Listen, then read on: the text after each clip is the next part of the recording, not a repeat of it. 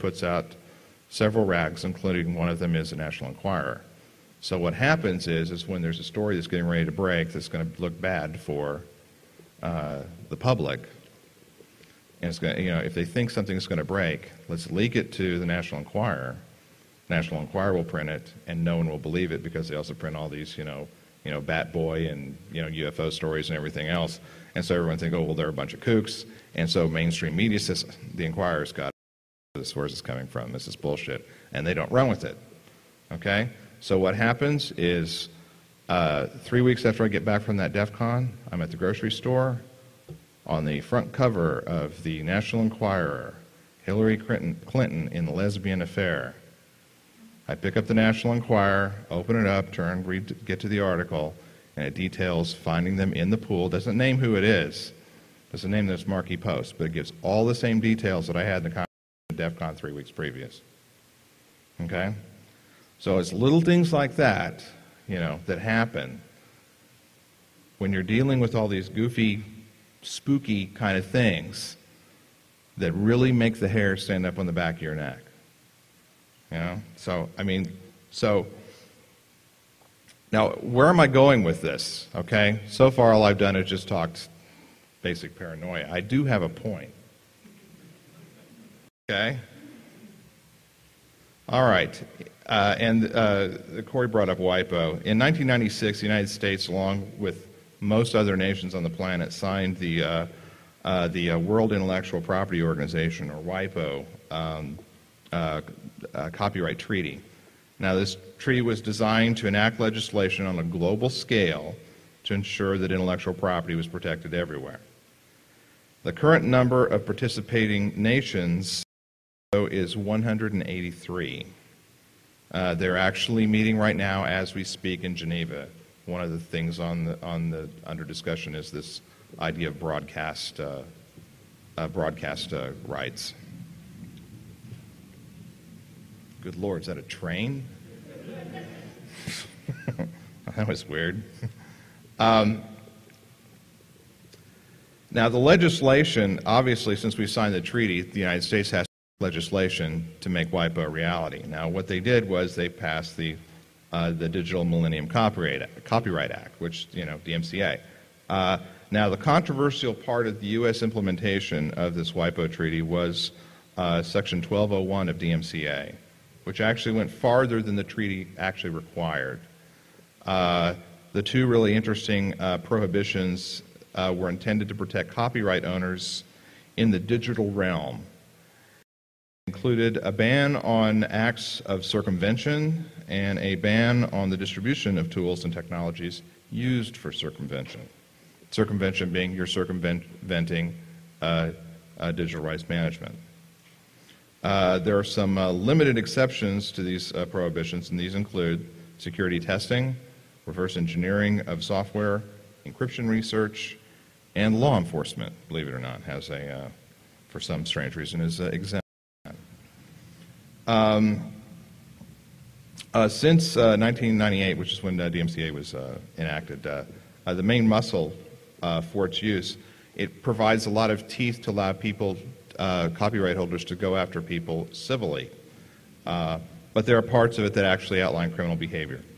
Multiple companies have invoked DMCA for various reasons, Adobe being an obvious one. Sony's done it, Apple multiple times, Microsoft and Hewlett-Packard.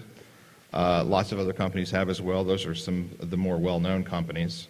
Most of the companies have just threatened the use. A few have gone to court. Very few. Usually the threat of DMCA is enough. And if you want more impact on the DMCA on you in particular, I've got a link here for the EFF website. There's a white paper section. Scroll down, you can find some stuff about DMCA. That's fairly relevant and interesting. Okay. So, by the way, I'm going to trademark the term cyber apocalyptic and cyber apocalypse. It just sounded catchy because I want to kind of pump this up a little bit, give it some zazz because when you're talking about bad stuff, you need to make it pop. So I've been in marketing meetings too much, I'm sorry. Yeah, you could say that our community lives on what is referred to as the fringes. We live on the fringes of society. And as we're on the edge of society, we are often in the unique situation of seeing what is going on before it becomes mainstream. And also, as edge dwellers, we're often affected by issues that take months or even years before they really begin to impact the mainstream. So here's my latest prediction. Reverse engineering will become illegal. Now, this is not the first time I've made this prediction. I am just now revising my prediction. And I'm predicting that it will happen much sooner than I actually had anticipated previously. And I will start making some predictions as to what area will bring this about. And that is, of course, digital rights management. And with that whole thing that Corey was talking about earlier.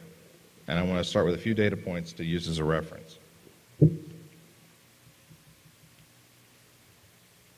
A threat to some of Microsoft's DRM solutions is a tool called, I think it's like Fair Use for WM is the name of the tool.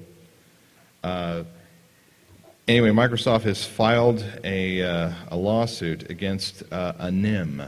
It filed a lawsuit against an anonymous person known as Viodengia, who, if you're here, do not reveal yourself. Okay, there may be Microsoft employees around. This person basically is a creator of this piece of software which allowed the bypassing of Microsoft's DRM scheme that's in Windows Media Player. Now, the point of Microsoft's lawsuit is that this Viodengia must have direct source code knowledge to construct such a tool. Okay? There's no way it could have been done otherwise. It could not have been reverse engineered. Now, of course, Viodengia is claiming that it was done all using reverse engineering techniques and has nothing to do with source code, and that basically the whole thing is a opportunity for Microsoft to bring the lawsuit forward to bring this person out of the digital closet of anonymity. Now, as this case unfolds, I would expect that Washington, that the lobbyists for Microsoft in Washington are going to be making some interesting moves. Now, what really makes this such a frightening data point, okay, thank you. Corey gave a number of interesting data points. What's such a frightening one is that Microsoft has only threatened DMCA before. They've never actually filed a lawsuit and gone to court. And if this thing goes the direction it's heading, then we can expect potentially more action from other players in a lot more aggressive way. And I would expect that, of course, they're going to be all over this from a DMCA perspective. And my guess is to prevent future things like this occurring, there will be a lobbying effort to eliminate some of the exceptions to the prohibitions that are in Section 1201, mainly reverse engineering. Okay, that's actually, I really, truly think that's the direction that this is heading. Considering the whole direction the whole industry has been heading, which I can now skip like a good portion of what I was going to say because of what Corey had said earlier. That's basically where I think we're going. I've got one other one I want to bring up. I watch this for a warning sign. I would watch for the disappearance of commercially available reverse engineering tools. And I'm going to bring up a rumor that I heard. I heard this about 3 days ago. This is why I added this into the slides at the last minute. There is a rumor that Data Secure is going to stop selling IDA Pro to the general public, that they're going to be selling to the U.S. government. Currently, the U.S. government is their largest.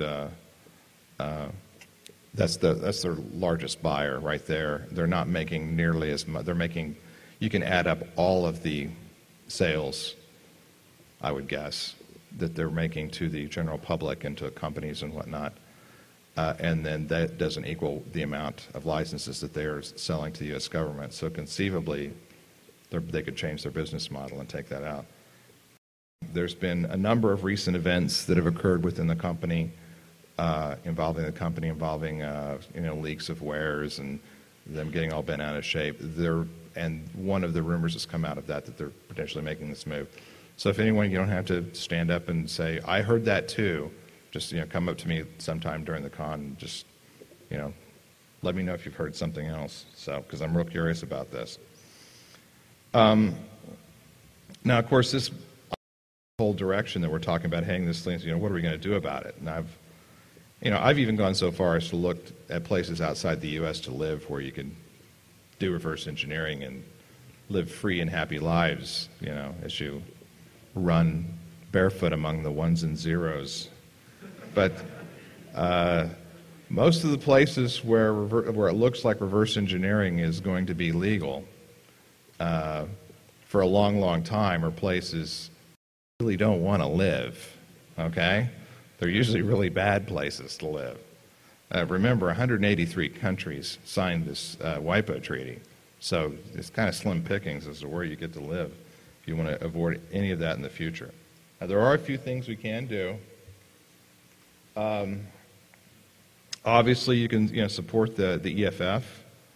They're fighting a good fight. Again, the ATT NSA thing, that's a great start towards which is a very long, hard, uphill war. This is just one little battle in that whole thing. Support EPIC and FAS, ACLU. I know some of you are not as, left-leaning and liberal as the hippie pinko you see before you, but, bear in mind that these, we have to put aside our partisan differences here, because the man's after us, all right? And, because I hated what, just kind of, this is the anti-government thing.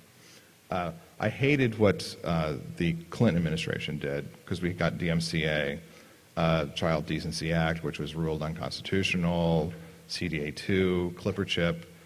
But then we got the whole, Bush administration. I hate those guys just as much, simply because of, things like USA Patriot, suspension of habeas corpus. I mean, there's a whole bunch of things, whole bunch of reasons why people should really, really be upset about not only what's going on in our government, but the fact that we're given this stupid illusion of choice where we can vote for either one rich guy or another rich guy. Okay, one likes to blow things up a little more than the other, and the other one's going to tax us to death. What kind of choice do you really have? I mean, when it comes to election time. But I mean, still, we have to step up and fight against that kind of behavior. However, there are things that we need to start doing to change our behavior ourselves. We need to start encrypting. We need to start using encryption a lot. Now, I know I gave you that scary thing about how the government can break encryption and stuff. And the good news is that the FBI you can't use that stuff. It's all classified.